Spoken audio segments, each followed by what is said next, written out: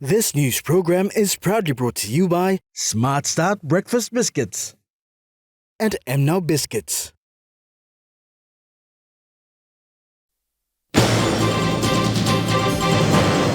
Pacific Island countries encouraged to invest in PNG. IRC and BSP signed Memorandum of Understanding. And local SME faces economic impacts.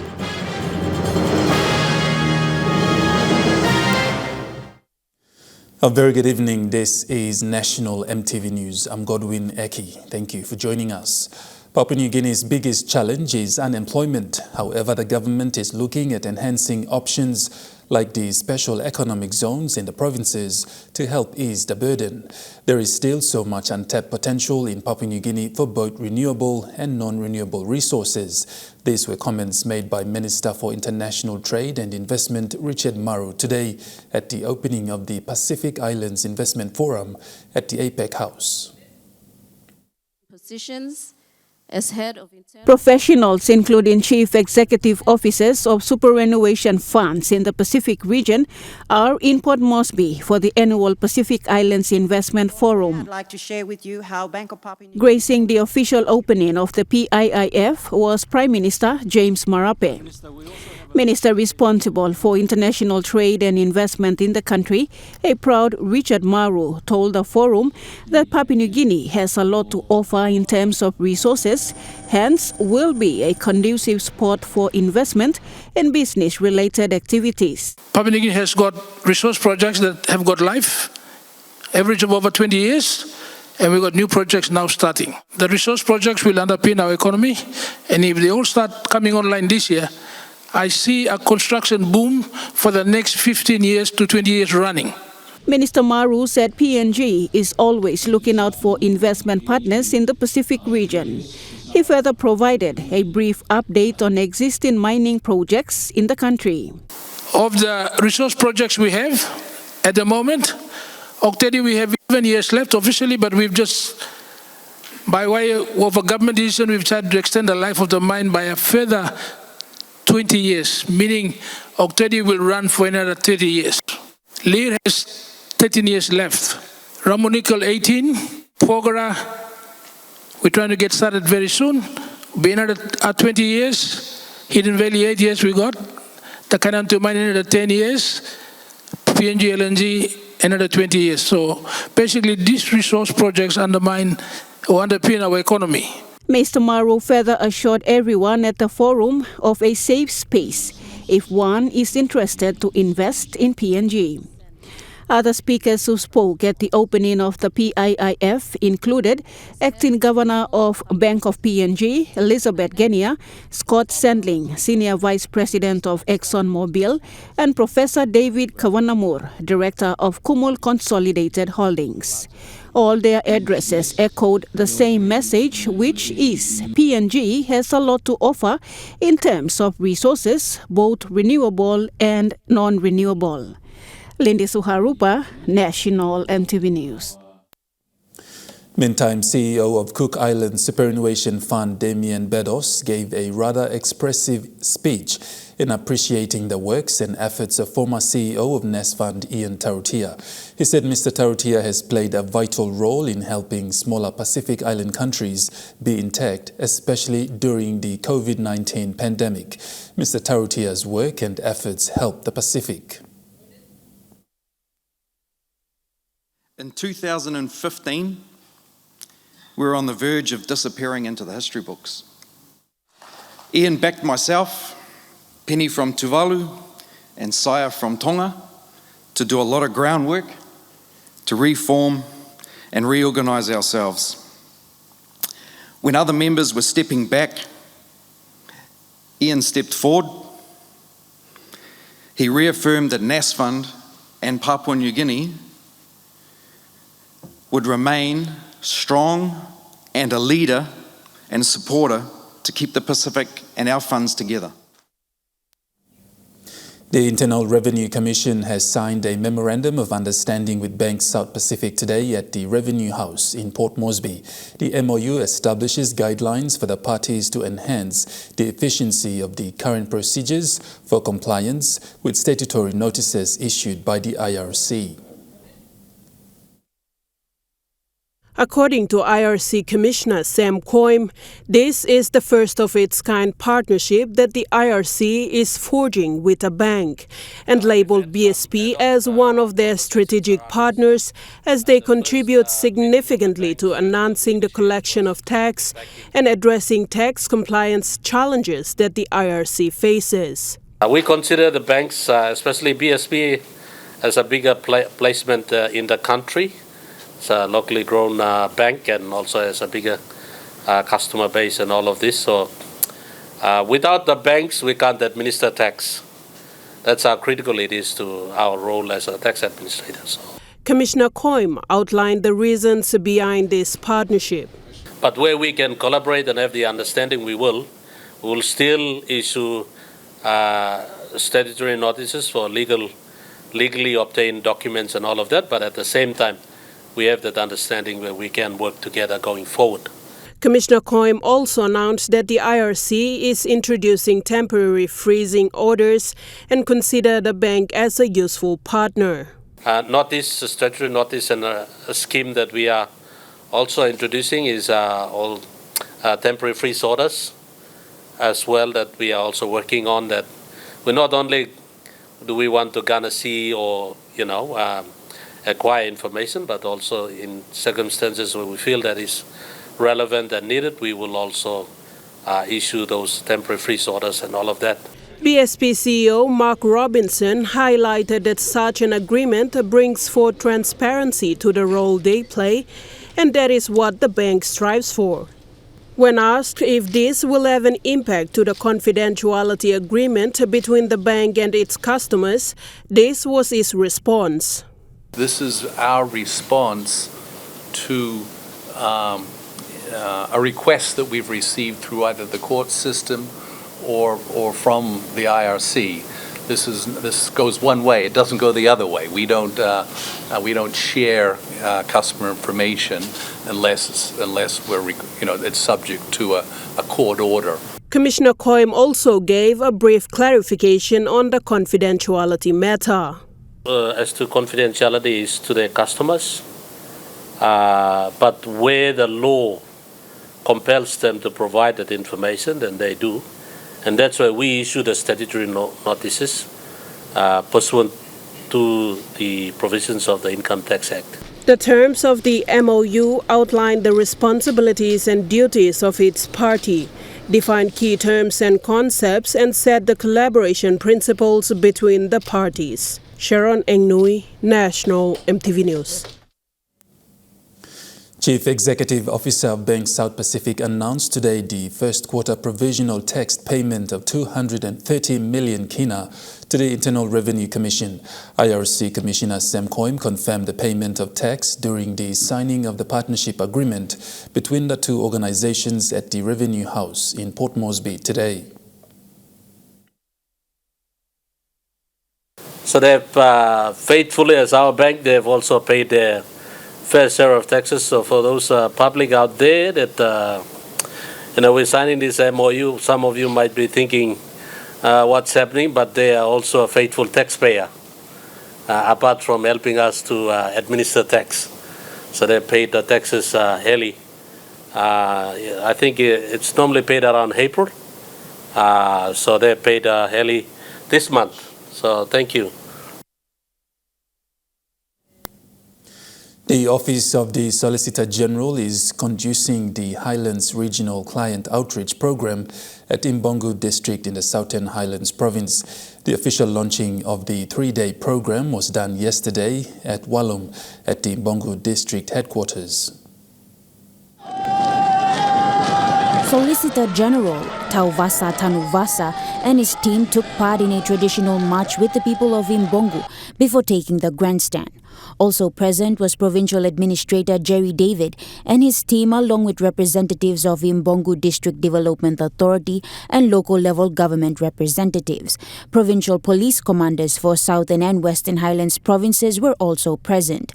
Provincial Administrator Jerry David thanked the Solicitor General and his team of lawyers, including the senior officers from the Lands Commission, as well as the State Solicitor's Office for conducting such a workshop in the province to enlighten public servants and local level government leaders on the law and court processes. The provincial government, so this la contact him this outreach, 3 days outreach here. Embassy another department another department. You must go to province workshop. He said this program would help the people, especially public servants and agents of the state, to know their boundaries in terms of the laws that guide their conducts in office, as well as to understand the legal processes at the different levels of the court systems. Meanwhile, Solicitor General Tauvasa Tanuvasa thanked the Imbongu MP and Justice Minister Pila Niningi, along with Southern Highlands Governor William Powie, for hosting them in the province. He said his team would be explaining several important things that public servants need to be aware of in terms of the laws and processes in helping them to effectively deliver services to the people. Because village administrators, na peace and good officers, na you get that, you lead on the ground. You maintain Mr. Law and Order. People come to national level, but people come to help you get that. Meanwhile, the people of Imbongu have been urged to take care of the Solicitor General and his team, who will be spending a week at Walum. The Imbongu District Development Authority CEO, Joseph Timothy, also expressed appreciation that the Solicitor General had graced the people of Imbongu and the Southern Highlands by holding the workshop for senior public servants from all 7 Highlands provinces at the Imbongu District Headquarters. Natasha Ovoy, National EMTV News. National EMTV News continues after the break. Stay with us.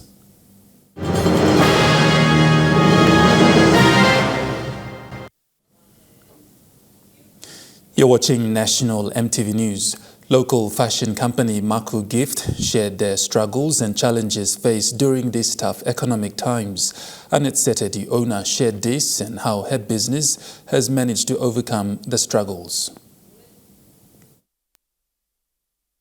Many businesses are feeling the pinch of this tough economic situation, and this is no exception for any type of business, irrespective of their size, to feel the impact.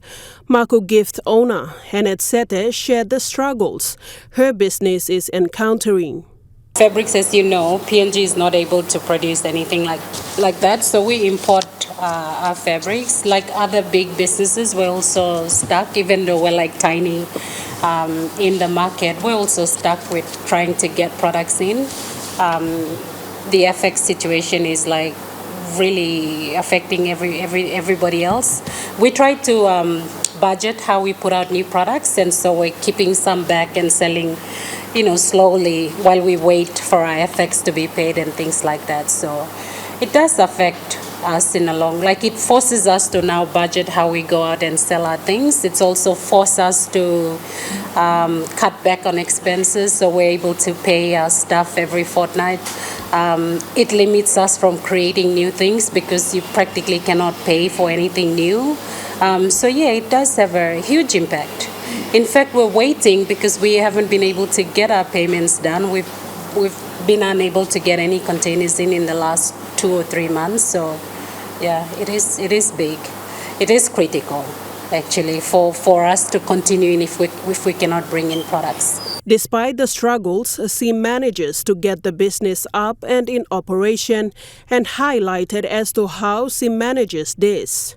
Trying to do a lot more local things in order to try and balance our imports, so we still can run with what we have in country and use what we can within our means here.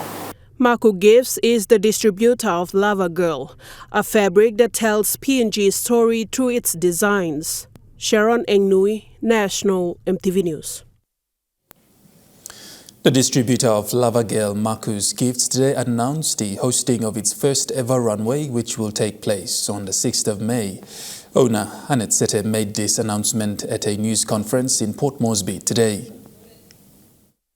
Email and phone According to the owner, Annette Sete, the fashion show is the first, and it's about the journey of the Lover Girl brand through their fabric design and celebrating the fact that Lover Girl is every woman. So we decided that this year we were going to have a show that is particularly ours. We call it Lover Girl Explosion Fashion Show. So we wanted to be able to tell our story, tell the Lover Girl story, our journey, all the challenges and all the wins and all the gains in our own way, using a creative side, as well as just, I think, showcasing the fact that Lover Girl is more of PNG business, homegrown. Also tell about how we are connected to the PNG women in particular. So Lover Girl, if you see, it's more or less everyday woman item. So anybody, whether you are a CEO or... She further added that the show will showcase Lover Girl's position as a fashion brand that has the capacity to host its own fashion runway on its own terms with no limitation. For us, with the runway, it was budgeted for, it was planned for over 2 years or something. We keep talking about it and never do anything. When you look at the ticket prices, we're selling at 300 kina per person. We feel that our target market will be able to afford that. And also, it's predominantly to try and celebrate us as a brand, but also leading into Mother's Day. This show will also create an opportunity for other PNG-owned businesses who will be chosen to participate. That we're able to have a show that is ours, a runway that is our style. So it's interesting plus scary as well that we wanted to do this ourselves. So we have several partners that have come on with us to actually help us do up the stage, help us get the models ready for the event and all that. So as we go on, we'll try and introduce all our partners as well. The Lover Girl Explosion Show tickets will be selling at 300 kina per person, commencing tomorrow, March 29th of this year. Sharon Engnui, National EMTV News. 3 female students from the University of Papua New Guinea in Port Moresby were the proud recipients of the 2023 undergraduate scholarship from Oktedi Mining. This was made known at university's campus yesterday. Helping women to work in what is claimed to be a male-dominated field, particularly at the mining site, is the focus of Oktedi Mining, and its management team is committed to training more women in various trades.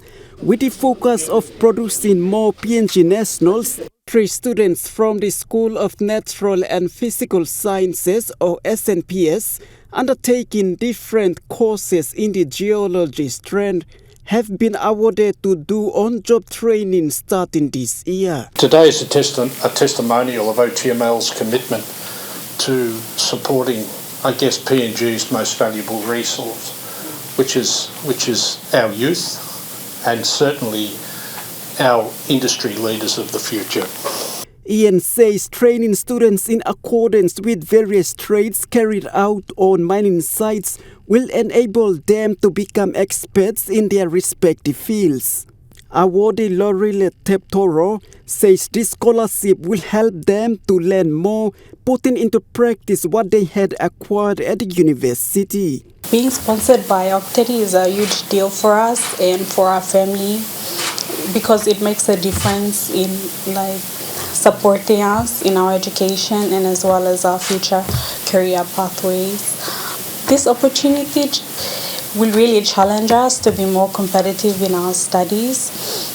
So we look forward to fostering a good relationship with Oktedi Mining. Speaking on behalf of the Vice-Chancellor, Pro-Vice-Chancellor Planning and Development and Industrial Relations, Vincent Malaibe, thanked the company for this scholarship program. This is the result of your hard work, and you have put into practice the knowledge that the university has passed on to you. It's a testimony of your hard work and for your parents' upbringing to bring you to where you are. The company also presented a check of 49,200 kina to the university management team that will help to continue to engage students for research work and other academic purposes. Jim John, National EMTV News. Meanwhile, Pro-Vice-Chancellor Planning and Development and Industrial Relations Vincent Malaibe says the university is looking forward to produce more women to take up science courses.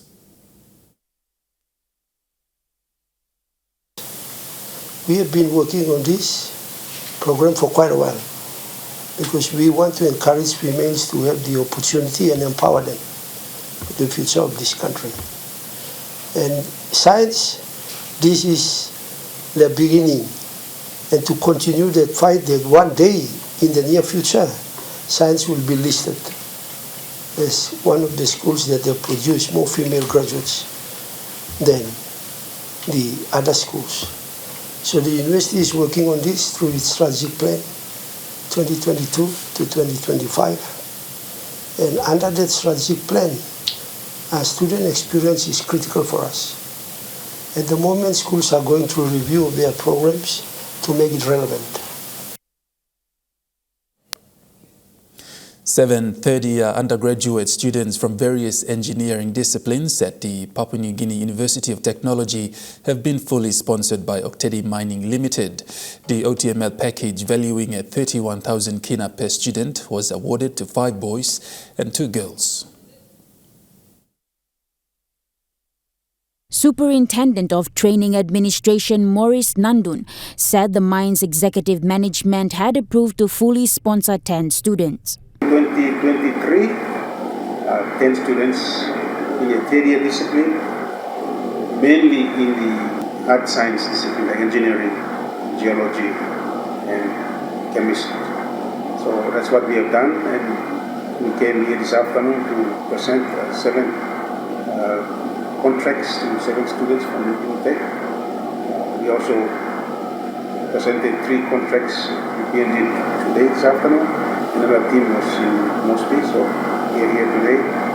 And Mr. Nandun confirmed that from the 10 approved, 7 students are from the PNG University of Technology and 3 are from the University of Papua New Guinea. He adds through this sponsorship package, the parents of these 10 recipients are relieved of their school fee burden. What it means that we will now take the burden of them from their parents that pay their school fees. We are paying the boarding, lodging fee. We are also giving them their stipend allowances for the semester, so they're going to got one gathering this afternoon. Mr. Nandun said as long as the recipients maintain a grade point average of 3.5 and above, they will be granted a graduate development program scholarship when they graduate. What we are excited about is that this current crop, the 10 third-year students, they'll be doing their 4th year next year, and as long as they maintain their grade point average of 3.5 and above, it's a guarantee that we will provide the graduate scholarship, a good graduate training program as well. So, Natasha Ovoy, National EMTV News. And now taking a look at the Nest Fund market report, the kina closed unchanged at $0.2840 US in the interbank market. At Bank South Pacific, your kina was buying $0.2765 US, $0.4127 Australian dollars, $0.2485 euro, 35.89 Japanese yen. Looking at commodity prices at New York closed, gold is trading higher, coffee closed lower, cocoa closed higher, copra closed higher, palm oil closed higher, crude oil is trading lower, copper closed lower. On the stock market, the Dow Jones closed higher, the ASX 200 is trading higher, and the All Ordinaries is trading higher. National EMTV News continues after the break with more stories. Stay with us.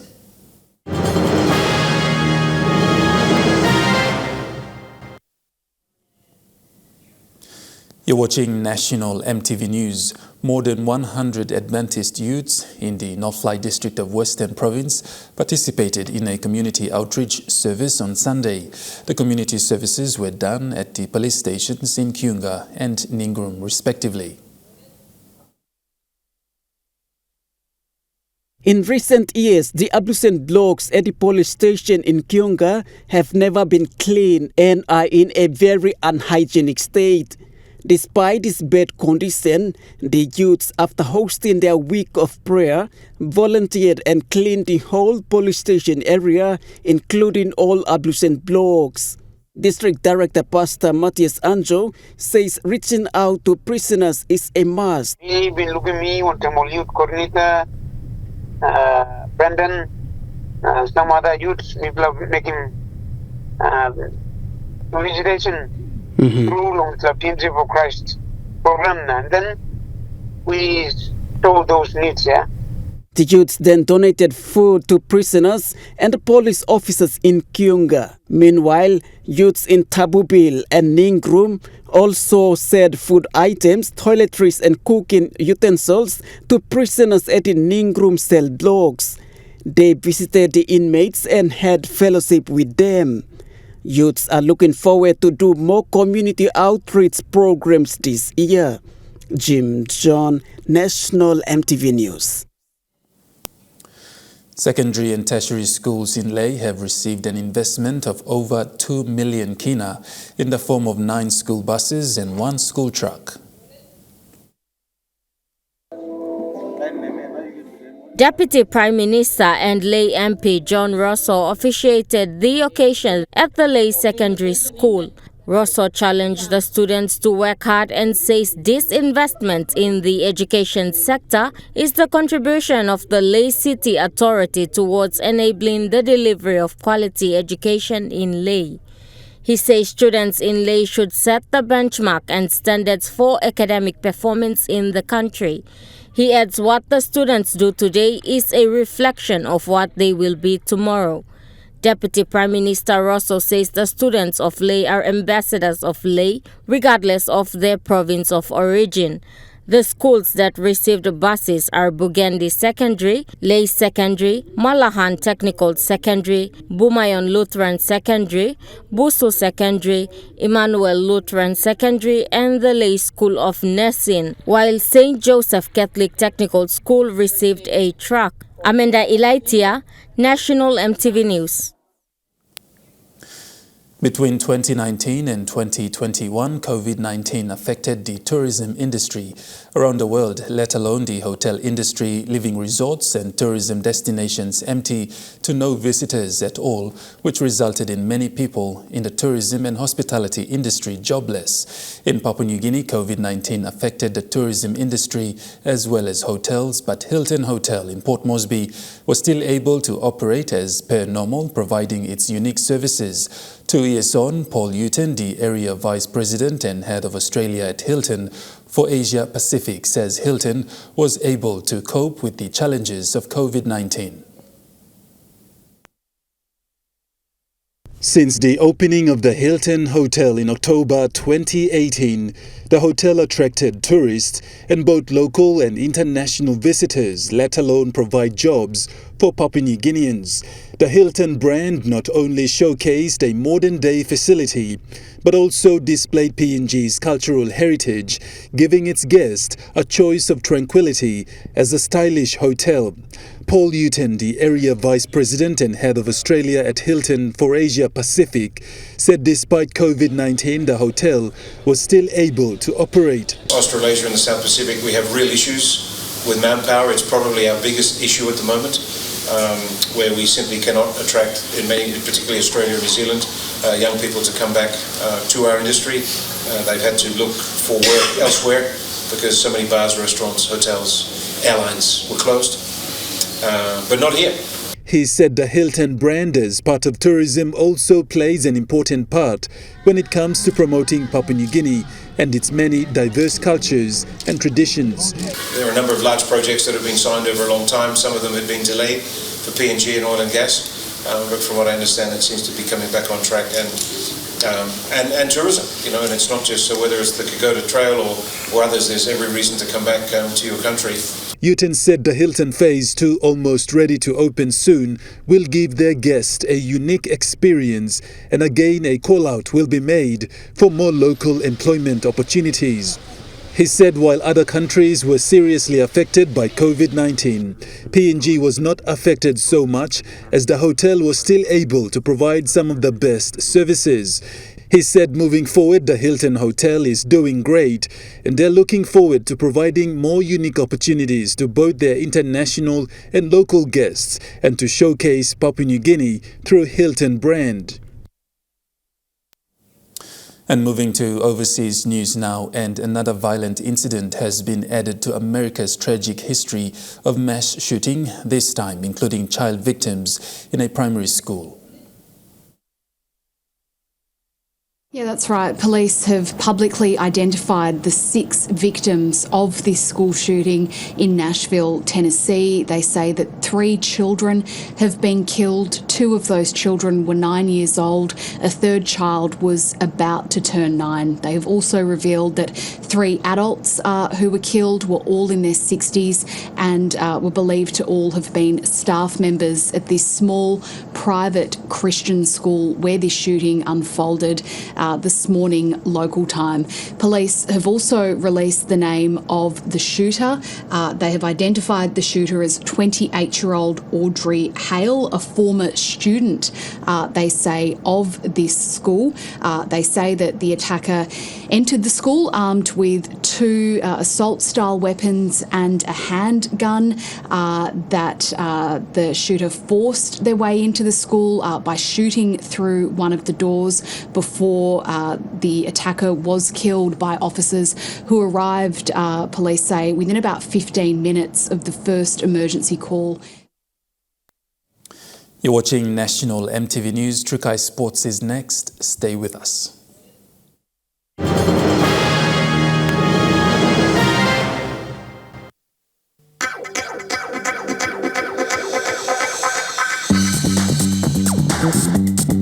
Trukai Sports.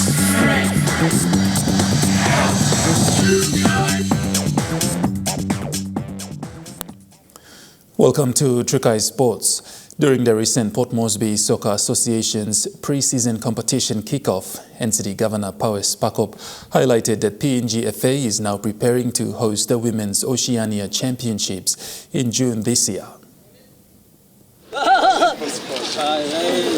Following the official kick-off of the Port Moresby Soccer Association pre-season games, special guest who officiated the tournament and the official kick-off on the field was NCD Governor Powes Pakop.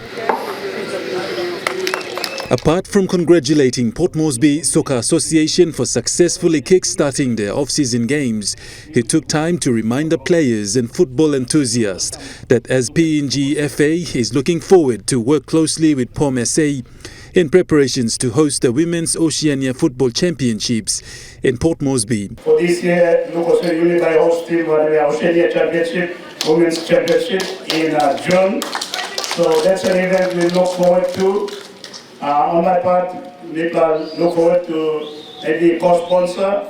I'll be able to host him at our iconic stadium down there at Pone, the St. Mary Stadium. Governor Pakop added that while football is one of the greatest sports in the world, football should not only be played but also celebrated at the highest level, where support must be provided. He said Papua New Guineans must promote the code of football as the most popular sport in the country.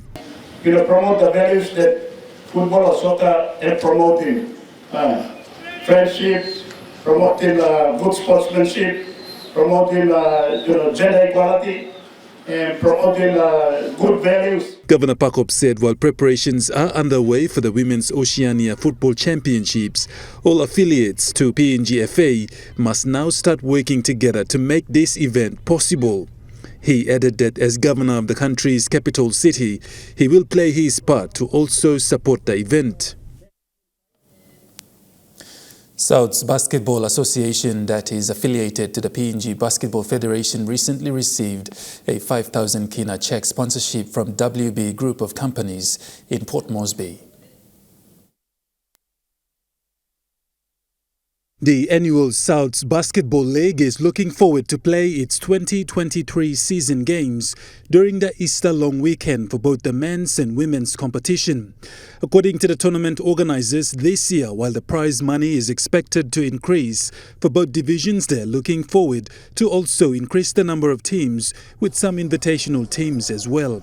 Coming on board to support the tournament is WB Group of Companies that recently presented the organizers a check of 5,000 kina to support the competition. This is not the first time WB Group of Companies has come on board to support the tournament. The organizers say the tournament will run through the long Easter weekend, and they're hoping that this year's tournament will be bigger and better. Trukai Sports continues after the break. Stay with us.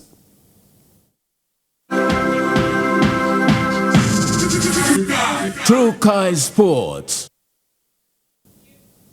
You're watching Trukai Sports. Moving to overseas sports, Indonesia has reportedly been stripped of its rights to host next month's Under-20 Soccer World Cup after two provincial governors refused to allow the Israeli team to play at their local stadiums. Soccer's world body FIFA has reportedly revoked Indonesia as host and appointed Peru to stage the event in its place, according to a former official of Indonesia's Football Association, though FIFA is yet to make a formal announcement. I received the message saying Indonesia has been cancelled as the host of Under-20 soccer match, and the host status will go to Peru. The move comes after weeks of mounting opposition here to Israel's inclusion in the event. Conservative Muslim groups marched in the capital Jakarta last week, calling for a ban on the Israeli team and pointing to Indonesia's constitution, which enshrines support for the Palestinian cause and opposition to Israel. Indonesia has no diplomatic relations with Israel, but had given a commitment to FIFA to accept the Israeli team at the tournament. But the governors of two provinces, Bali and Central Java, refused to allow the Israeli team to play at two of the 6 designated stadiums, forcing FIFA to act. Israel causes the disturbance and occupation of Palestine. The head of Indonesia's Football Association has travelled to Zurich to meet FIFA officials in a bid to keep the tournament in Indonesia. This latest controversy only adds to the stain on Indonesia's sporting reputation after last year's soccer stadium tragedy at Malang, in which 135 people were killed in a stampede. The following month at the G20 summit, Indonesia's president even flagged a bid to host the 2036 Olympics. Not only would Indonesia lose the Under-20 World Cup, but it could face a penalty from FIFA in the form of a ban on competing at future world events. The Socceroos will play Ecuador in Melbourne tonight after they won the first game in Parramatta 3-1. Playing Lorna in Melbourne since January last year. The side pulled up pretty well from the encounter against the world number 41 in Ecuador, except for star defender Harry Sutar, who's copped a knock late in that game to his ankle, and it was too swollen for him to play. The good news is Sutar's injury isn't significant, so they don't expect him to be out long term. His absence, of course, though, breeds opportunity. He'll be replaced by Bailey Wright, and coach Graham Arnold has flagged 5 or 6 changes to the starting lineup that played on Friday. An ex-Hawthorn player and his wife are threatening legal actions against the Hawthorn Football Club as the fallout from the racism scandal continues. After feeling abandoned by the club in the wake of the Hawks' cultural safety review, they also feel like they're being blamed for what happened. The lawyers say the couple feel that reviews into the matter have led to a whole new round of abuse. They also dispute the club's statement that it agreed to provide financial support for 30 counselling sessions, saying they've had to fight hard to receive payment for them. The couple says they also had no faith in the ongoing AFL investigation. Staying with the AFL, Brisbane young gun Will Ashcroft has been rewarded rewarded for his impressive performance against the Demons with the Round 2 AFL Rising Star nomination. Ashcroft, who is the son of three-time premiership player Marcus, had 31 touches, 9 clearances and kicked the goal in the Lions' 11-point win over the D's. He joins North Melbourne's Harry Sheasel as the 2 Rising Star nominations so far this year. He is the first player as well to have a game of 30-plus disposals, 9-plus clearances and 1 goal inside his first 2 career games. That ends True Kai Sports. The Money Plus weather report is next. Stay with us. True Kai Sports.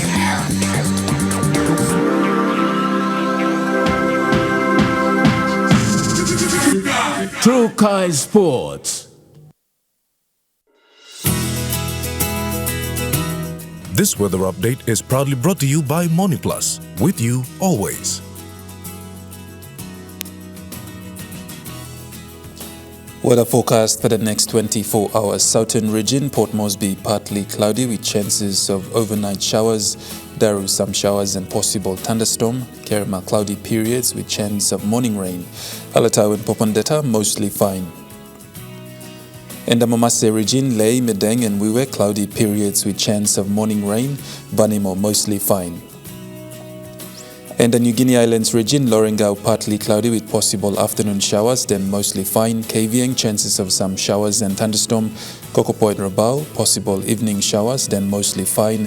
Kimbe, chances of evening showers, then mostly fine. Buka, cloudy with rain showers and possible thunderstorm. In the Highlands region, Mount Hagen and Mendi, possible evening rain, then morning fog. Goroka and Kondiawa, partly cloudy, then morning fog.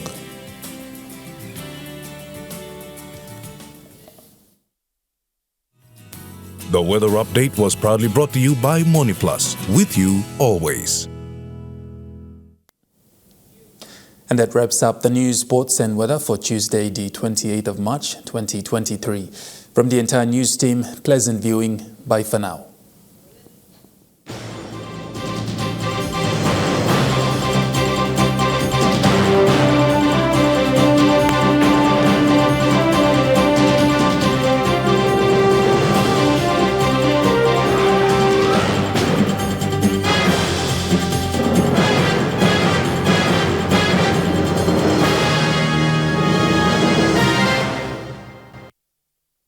This news program was proudly brought to you by Smart Start Breakfast Biscuits and Gold Nuggets.